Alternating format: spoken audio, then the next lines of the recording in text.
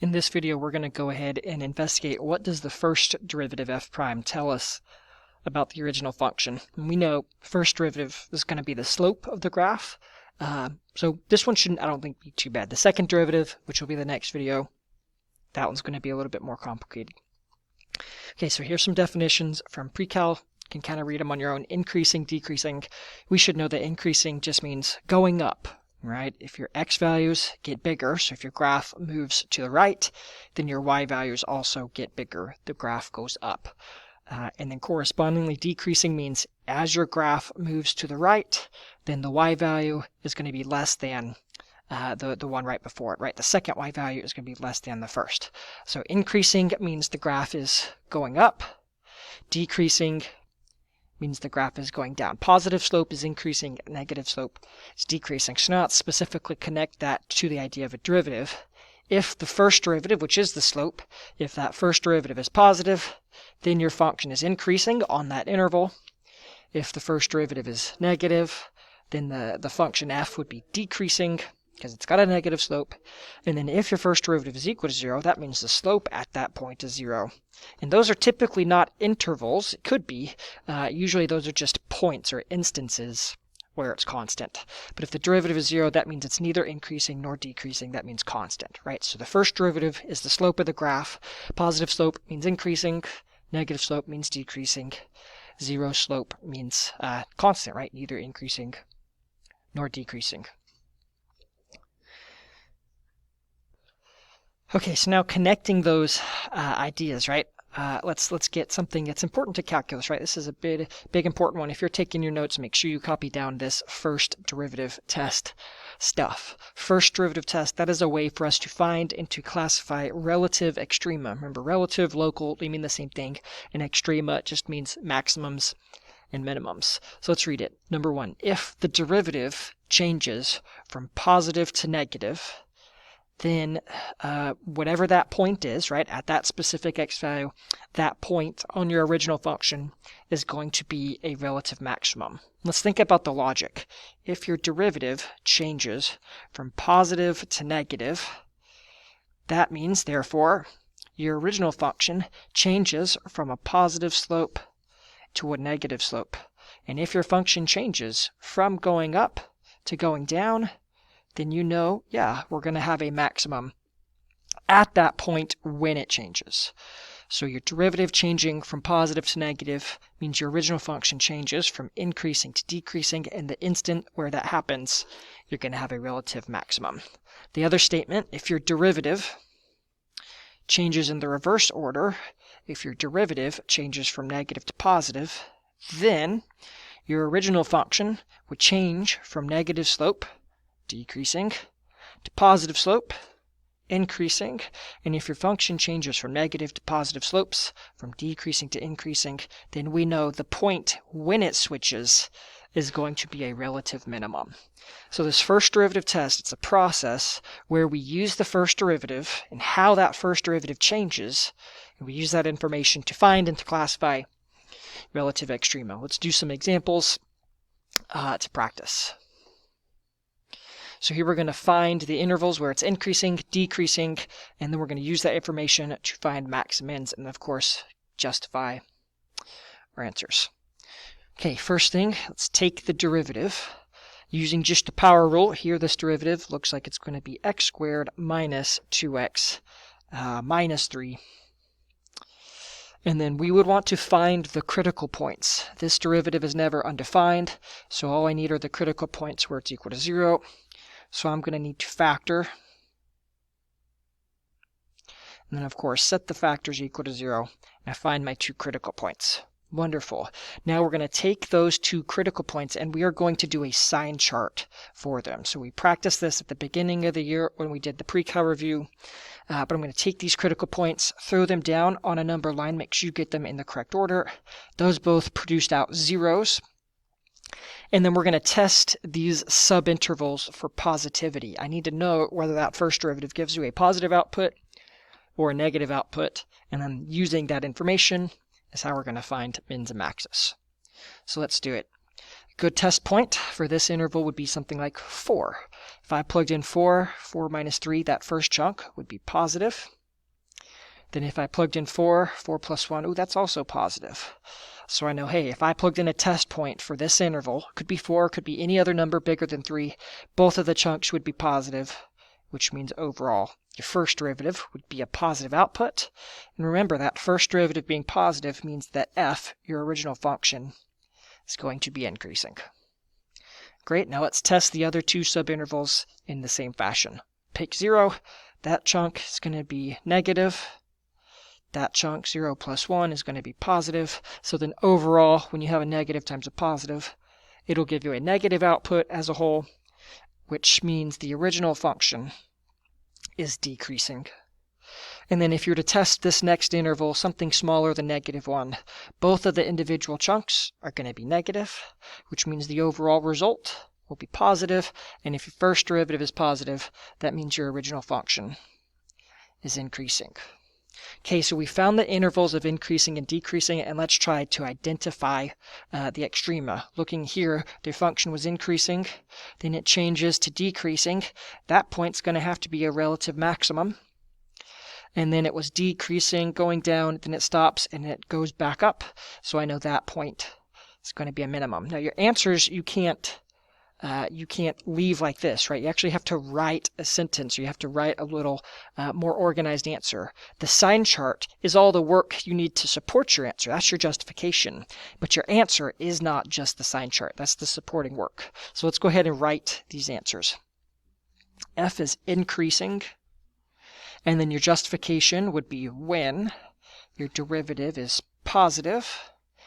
And then let's go collect those intervals. So it's -∞ to -1. Or the union sign or. So this interval or this interval. So 3 to infinity. Okay, so that's good. Got increasing. Let's do decreasing.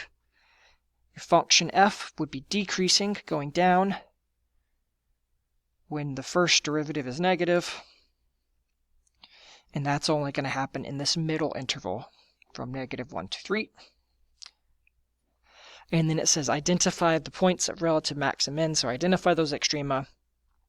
F has relative max at x equals -1 and relative minimum at x equals 3. And now there's a couple different things you could say. You could justify the maximum by saying the derivative changes from positive to negative. You could write this and then say, therefore, okay, max. Or this could be a justification for your max. Or you could say, okay, I have a maximum because f changed from increasing to decreasing. This would also be a perfectly good justification. And then to justify your minimums, you could write either this or that. But what's really nice is that we have this first derivative test that already encapsulates all of this justification. So what I can do is I can just say by first derivative test, and that's going to be a perfectly good justification for both your maxes and your minimums all together. Right? So you could write more specific statements. You could justify the max by saying f prime changed from plus to minus, or you could say I have a max because the derivative changes from positive to negative, or f changes from increasing to decreasing, right? For the max, you could say either of those two statements. For the minimum, you could say either of those two statements. But if you cite the test, you don't have to tell me what the test says. So if I just write these 4 words by first derivative test, if you write these, then you do not have to do any of the other justifications. You can if you want. It never hurts to give extra justifications. But if you cite the test, that's going to be perfectly good. So we did the max, we did the min, we did the justification. And then the last thing is going to be to sketch the graph. Okay, so let's see. I know by the way, if you wanted the points, I just did the x values. If you wanted the points, all you'd have to do is take this x value, right, -1, plug it back into the original function, and then you could get the coordinate point. I don't typically care too much about the coordinate points. Mostly we just want the x's. But let's see about sketching this graph. I don't really know where the y values are. You could plug in a couple. I know if I plug in 0, I'm going to get out 2. So there's a pretty decent starting point. And I know the function, it's going to be increasing all the way to -1 and then to 3. And I know somewhere when x is 3, I'm going to have a minimum. You could plug it into the function and figure out exactly how low it is, but I'm not really concerned. And we know the maximum is going to be up here. Again, you could plug this in to your original function and actually get out the y value. But this is going to be a pretty good sketch. Right? It comes down, it's going to have a minimum, then it's going to go back up. So let's check. The function would be increasing, then it has its max, just like the sine chart says. Then it should be decreasing to the minimum. Yep. And then it's increasing again. So that's a pretty good sketch. Once we get the second derivative, we'll be able to do more precise with the curve sketching. But yeah, that's fine. If you wanted the coordinate points, I'll go ahead and give them to you. It was -1, not -3. It was -1 and then 11/3. So it's kind of an ugly coordinate point. And that one was 3, -7. And to get those y coordinates, all you'd have to do is take the x's and plug them into the original function. But I'm mostly concerned with the x coordinates. Okay, so we've got to do the sine chart. That sine chart tells us all we need to get the answers, but then we just write out the answers and include our justifications. So let's move on to the next one. So same instructions. I think I'm gonna skip sketching the graph, right? And you guys can on the homework too for now. Later on, we're gonna need to be able to sketch some graphs, but really that's not gonna be important until after we do the second derivative stuff. So let's just focus on practicing with the sine charts and then getting all the answers from there. And the first thing is to find the critical points. So here I'm going to take the derivative. This derivative is going to involve chain rule. I've got something to the 2/3 power. So it'll be 2/3 something to the -1/3. Copy what that inside something is. And then, of course, I would need to do chain rule because that inside something has a derivative that is not 1. So I need to multiply by 2x because of the chain rule. Okay, let's simplify. 2 times 2 is 4, so it's going to be 4x over 3. And then you have this x squared minus 4 to the 1/3 power. Remember, 1/3 power just means a cube root. So I've got all this stuff. Very good. Got my first derivative and got it rewritten. We would try to find the critical points where either it's 0 or undefined. So let's try to see if we can spot those values. There's going to be one of them that makes the top equal to 0. That is x equals 0. And then there's going to be 2 values that make the derivative undefined because it's going to make the bottom 0. So if you were to set this chunk equal to 0, you would get the 2 and the -2. Those are the 2 that make your derivative undefined, right? Because you don't want to divide by 0. Those 2 values would make you do that. So I found all those critical points. Now let's go make the sine chart. Throw those critical points in the correct order. And then we're going to test all these intervals. Remember, these 2 were undefined. And this one was 0. Those are only undefined for your derivative. Please label your sine charts, right? That way you keep them organized, because later on we're going to need to do the second derivative sine chart too. Okay, so those made the first derivative undefined. No point on your original function is undefined, right? All those points are defined. You're just going to have cusps at the -2 and the +2, which is why the derivative is undefined. Okay, let's test. We're going to test into this factored version of the derivative. Pick a number bigger than 2, like 3. The top is going to be positive. Let's see, 3 squared would be 9. 9 minus 4 would be 5. The cube root of 5, I don't know what it is, but I know it's positive. So the bottom would also be positive, which means overall positive, which means your original function would be increasing. Okay, next let's test 1. The top, 4 times 1, that's positive. Ooh, 1 squared, that would be 1. 1 minus 4 would be -3, and the cube root of a negative is a negative. So here your overall result would be negative, and if your derivative is negative, that means your original function is decreasing. Okay, let's test -1. Here the top is going to be negative. 4 times negative 1 is negative. Negative squared, so that's just going to be the positive one, minus 3. So here the bottom is going to be negative again, which means your overall will be positive, which means f is increasing. And let's test something like negative 80. That'll be fine. The top will be negative, but if you took negative 80 and then squared it, you're going to get a really big number. When you subtract 4, it's still a really big number, but when you take the cube root of that really big positive number, that denominator is going to switch back to being positive. So negative over positive means overall the results would be negative, which means decreasing. So let us look. The function f was decreasing, increasing, decreasing, increasing. So we're thinking we have a minimum here, a maximum here, and a minimum here. Okay, so we've got the sine chart. That's not the answer, but it's everything we need to write the answers. Let's actually do it though. F is increasing. Don't forget your justification. When f prime is greater than 0, there's your justification. Therefore, negative 2 to 0, union 2 to infinity.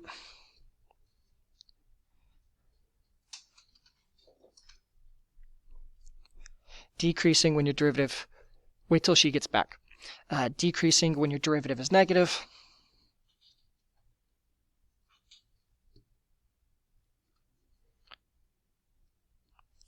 So that's good. We got increasing, we got decreasing, and then we'll do the extrema.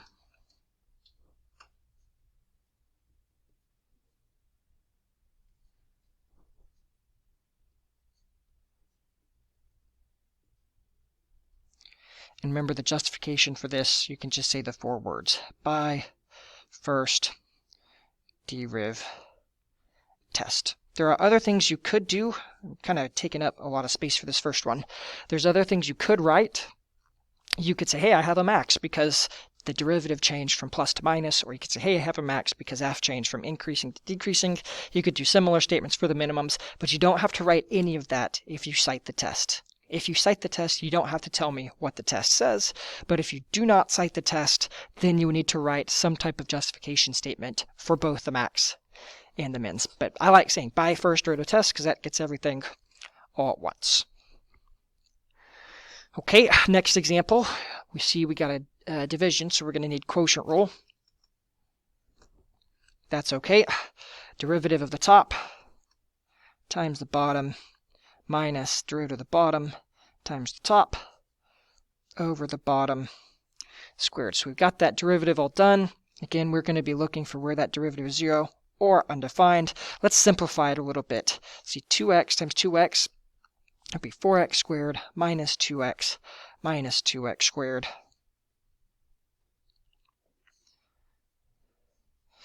So let's see. I think you can factor out, that's going to be a 2x squared minus 2x. And then we could factor out a 2, and we could factor out an x. So here's what your derivative reduces to. We would try to figure out when it's 0 or when it's undefined. Oops, I'm off the screen. That's my bad. So we've done all this work for the derivative. We got it factored. Let's go find the critical points. This is going to be a critical point at 0. That would make the derivative 0. This factor, which makes it 0, will be at 1.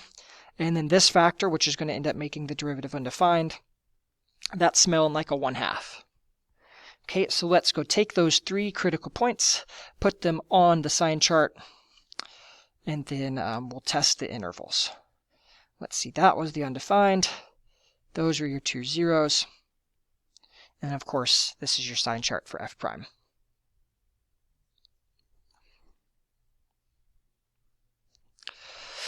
Okay, the bottom is squared, so I know the bottom's always going to be positive, so that's wonderful. One less thing I have to worry about.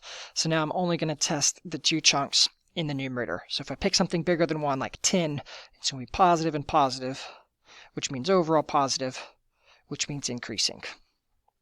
Okay, if I pick something like 0.75, right? That's 0.5, that's 1, so 0.75 or 3/4, that would be positive.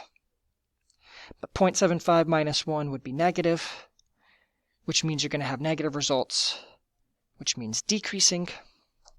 A number like 0.25 would be fine. It's going to be positive and negative again. So here it's going to be negative, which means decreasing. And then on the farthest left interval, pick something like -1. That chunk will be negative, that chunk will be negative, but the two negatives will cancel, giving you a positive result overall. So it looks like we're going to have a maximum at 0. It looks like we're going to have a minimum at 1, but since the function, when x is 1/2, since the function is decreasing on both sides, that would be neither a max nor a min. Now your function actually has a vertical asymptote at x equals 1/2, so like the function's completely undefined, so for sure you're not going to have a max or min at an asymptote. That just doesn't make sense. So always check it out. If you have these issues that are undefined, you have to check and see if those problems are at the original function or if those problems are only undefined for your first derivative. But here you have a vertical asymptote, so that's neither a max nor a min. All right, let's do it. Increasing, we've got -infinity to 0. Oops, -0, that's silly. Union 1 to infinity. You could say because f prime is positive. Decreasing. Technically, you should probably throw this out. I'm going to say 0 to 1/2, union 1/2 to 1, because your derivative is negative. If you were to just group that all together and say 0 to 1, like that's okay. I would rather you throw it out because I think the derivative is undefined at 1/2. I wouldn't say it's negative at 1/2. But if you were to group these two together and just say 0 to 1, it's not the end of the world. And then we could do relative max at x equals 0 and relative min at x equals 1. And then we could say by first derivative test. Okay, so there we have it.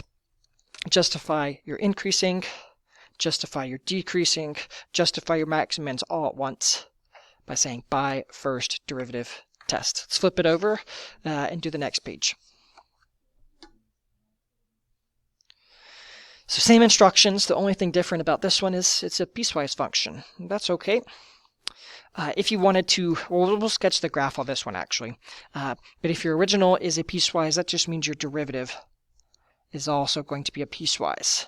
And here the derivative of the first piece would be 2 for all the values less than or equal to -1. And then your derivative for the second part would be 2x. Okay, so if your original is a piecewise, your derivative is also going to be piecewise. No worries. Let's think. For this first part, is 2 ever going to be 0? No. Is 2 ever going to be undefined? No. Okay, so that one's not going to have any critical points. Let's think about this. If you want this to be undefined, well, that's never going to happen. But your derivative would be 0 if x equals 0. And 0 is in this interval, right? 0 is bigger than -1. So that critical point is important, right? It's the critical point for this function. And that x value is one that that function gets graphed for. So I think we've got just this one critical point right now, but you also have to check the turning point, right? When I switch, or the transition point, when I switch from one graph to the next, we have to see if it's a smooth turning point or if it's a sharp turn, because those sharp turns are undefined. So let's check it out. If I plug in -1 into the derivative, you'd get out 2. But if I plugged in -1 to the other function, you get -2. So since when I plug in the x values into the two equations for the derivatives, you would get out different values. So we know the derivative is undefined when x equals -1, and this is going to be because of some type of a sharp turn. When the derivatives give you two different values, the slope on the left and the slope on the right, they don't match, you have a sharp turn on that graph. So 2 critical points. That one's kind of sneaky. The other one's okay. Let's do the sine chart.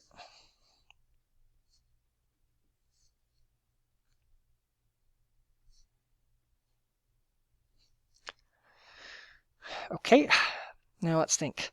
Let's do the top function first. So for everything to the left of -1, we're going to test the function 2, which is positive. Okay. And then for everything else, right, for everything bigger than 1, we're going to be dealing with this function. So let's see, if I plug in something like -0.5, 2 times -0.5, that's negative. So that means f will be decreasing. And then if I plug in something like 5, 2 times 5, okay, that's positive. So here we go. It looks like we're going to have a max and a minimum. And let's write this answer. Increasing. You have the two intervals where it's increasing, and then your justification is because f prime is positive. Decreasing. And then your justification would be because your derivative is negative. And then you can find the relative max and the relative mins. And you justify them by saying by first derivative test.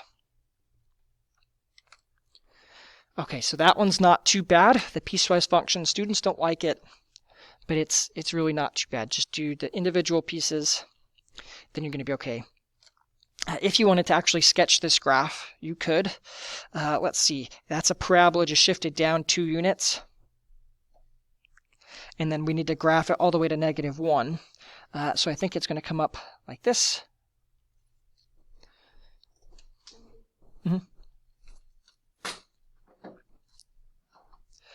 And then let's see, everything else is 2x plus 1.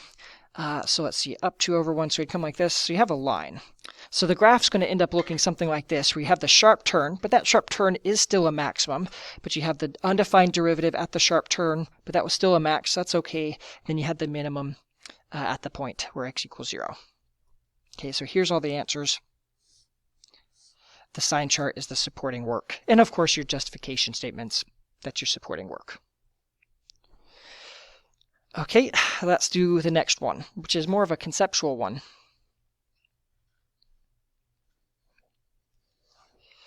Identify the intervals where f is increasing and decreasing. Identify or estimate the x values where you have a relative maximum. And now this one's nice because it gives you the graph of f prime. Always make sure you pay attention to what the graph is labeled as, because if you're given the graph of f, it should be really easy to figure out the maxes, the mins, where it's increasing or where it's decreasing. If you're given the graph of f, and then you're asked about f, that's just straight pre-cal, that's straight algebra 1. But when you're given the graph of the derivative and asked questions about the original function, you have to think a little bit more about it. But we can still do it. F is increasing when f prime is positive, right? Just start with your justification. That's going to help you find the answers. F is increasing when your derivative is positive. This is the derivative. Positive means above the x-axis. So if I come snag the intervals where this graph is above the x-axis, that will tell you where f is increasing. Right? So that's going to be from -3 to 1.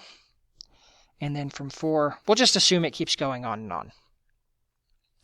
Right? So you're answering questions about f without having the graph of f. That's okay. We know the derivative tells me the slope. So when the derivative is positive, when that derivative is above the x-axis, your original function, which you can't see, is going to be increasing. Okay, let's do decreasing. Oh, this is the stuff for a. F is going to be decreasing when f prime is negative.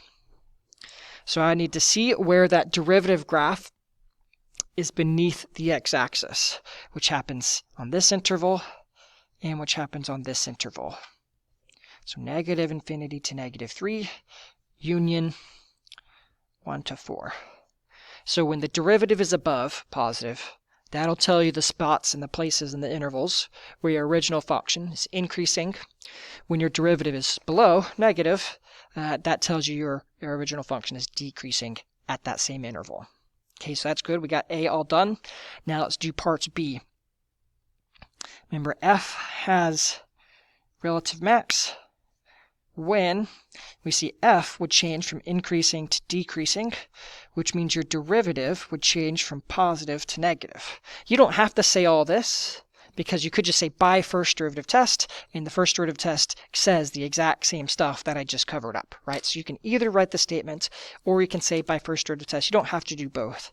But conceptually, let's make sure we're all okay. F would have a max when f, the thing I can't see, changes from increasing to decreasing. If you already have the intervals of increasing to decreasing, you can kind of just figure out where it switches. But if you're looking at the graph of the derivative, you know, hey, if the derivative changes from positive positive to negative, above to below, that specific x value is going to be a maximum for your original function. So this specific point right here, the x-intercept at 1, where it crosses from above to below, that x value is going to be a maximum for your original function. And then a similar statement, you could say f has relative min when f changes from decreasing to increasing, which means your derivative changes from negative to positive. And then I could find the x values where it crosses from underneath to above. That's going to happen here at -3, and that's going to happen here at 4. So -3 and 4. And again, all of this stuff, so this statement and this statement, you can either write those statements, or if you don't want to write those statements, which can be a little bit wordy, you could just say by first derivative test, and the first derivative test says all the stuff that I highlighted in yellow, right? So you either can cite the test, or you can tell me what the test says. You don't have to do both, but make sure you do something. Okay, now the next one. All right, this next example, sorry for the pause, this next example going to be about the same, but maybe a little bit weirder. Let's look at what it tells me. It says given the derivative is positive on this interval and negative on these two or on this interval, and it's back to being positive. So let's just take all this stuff and then let's translate that into a sine chart. All right, so it says your derivative is positive from -infinity to -3. Then between -3 and 2, it says your derivative was, that was negative, wasn't it?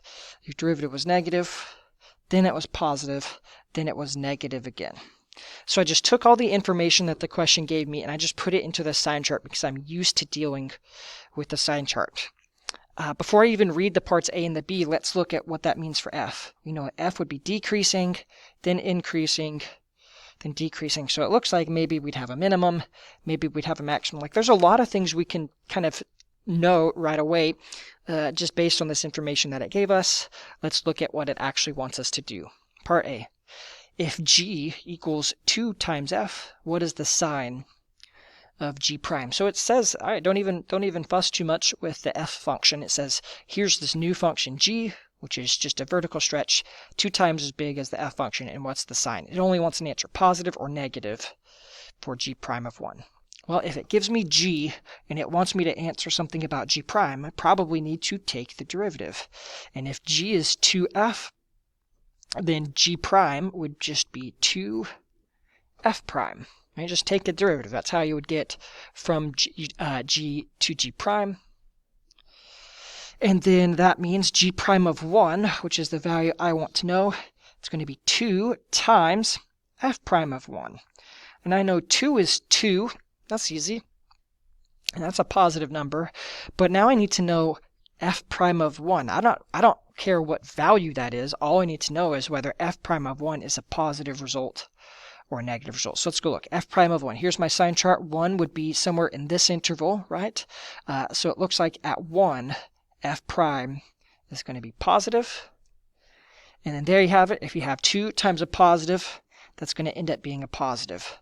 Therefore, g prime of, it was -1, wasn't it? That's okay. My bad.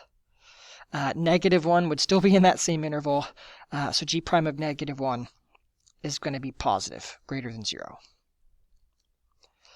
Okay, and then the next one's pretty similar, except instead of it just being 2f, now it's f of 3x minus 5. So let's go take this derivative. You would have chain rule, right? That chain rule means you're going to kick out a 3. So you're going to have 3f prime 3x minus 5. Okay, and then it says plug in -1 again.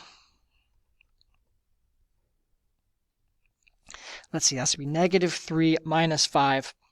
So it looks like -8. -8 would be in this interval, which is negative. 3 times a negative number is a negative number. Therefore, I know g prime of -1 is going to end up being negative for this example. So those ones are pretty nice. Now, you kind of know that this one is a little bit too nice to be an AP exam question, because the thing that made part B different than part A, right, was the chain rule. In chain rule, if you just didn't do it, if you didn't have this 3, means you wouldn't have this 3, which means you wouldn't have this 3. So if you didn't do the chain rule, you still would have gotten the question correct. So you know this really wouldn't have been an AP exam, because if they specifically make it so that this question has a chain rule, they're going to make sure so that if you miss the chain rule, you'll get the question wrong. So this one probably would have been more likely to be something like, hey, if it was 5 minus 3x, then the chain rule would have been a -3, then this would have been a -3, and that would have been a negative, and then that would have flipped and made the result positive. It wasn't like that, so that was nice. If you even forgot to do the chain rule, then that 3 would be missing, but you would still end up getting the correct answer. Normally, if you forget the chain rule on a question where it's supposed to be done, normally that's going to cause you to miss the question.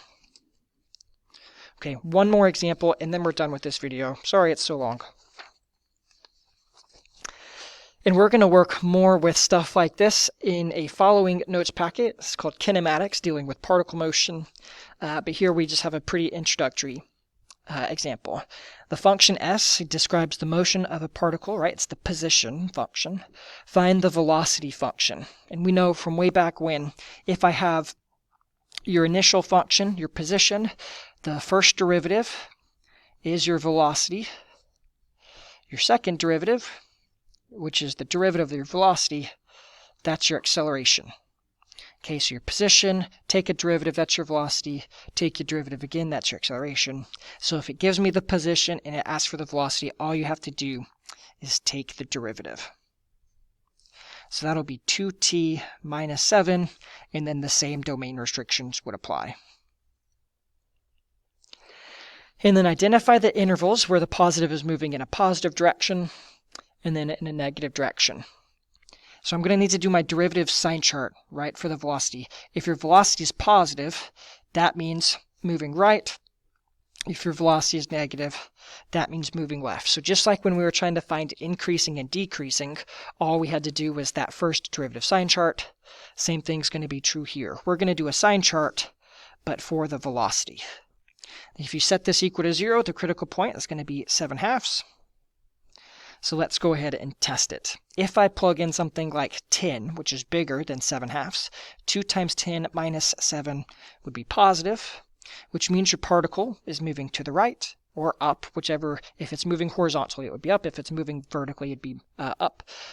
Positive would mean to the right if it's horizontal, or up if it's vertical. And then if I plugged in something like 1, 2 times 1 minus 7, that would be negative. So it's moving to the left. And now 0 wasn't a critical point, so we should test 0 also. 2 times 0 minus 7, that's going to be negative. So initially it starts off moving to the left, and then it stops at the 7/2. And then it moves to the right. So your velocity being positive means moving to the right. Velocity being negative means you're moving to the left. If the velocity is 0, that means it's stopped or it's at rest. So now we can answer this. Positive was from 7/2 to infinity. There's your justification too. Negative is from 0 to 7/2. Parenthesis there, but a bracket here. Okay, because we tested the 0, and the 0 actually was negative. So you need a bracket on the 0. And then identify the times when it changes direction. Particle changes direction. And then your justification when the velocity changes sign. And that could be from plus to negative or negative to positive. It doesn't matter. But when your velocity changes sign, that means your particle changes direction. And here that happens at your time equals 7/2. There's no units, there's no seconds or anything. So your number can just be, your answer can just be a number. Okay, so that first derivative sine chart also is going to come back into play when we do kinematics. Just now know positive means instead of increasing, means moving to the right. Negative, instead of decreasing, it means moving to the left. so on and so forth. Based on the first derivative stuff that we covered in this video, right? You have a homework worksheet that says first and second derivatives. Based on the first derivative stuff only, you should be able to, on the homework, you should be able to do numbers 1 through 4, parts A and B only. Okay, so if you want to get a head start on your homework, based on the first derivative stuff, you should be able to do 1 through 4, parts A and B. Now, of course, as you're working on number 1, you do parts A and B, you're going to have to save room for parts C and D. And however much space it takes you to do parts A and B, just save that much space for the parts C and D, right? Because the C and D is going to come from the second derivative, which we'll learn in the next video.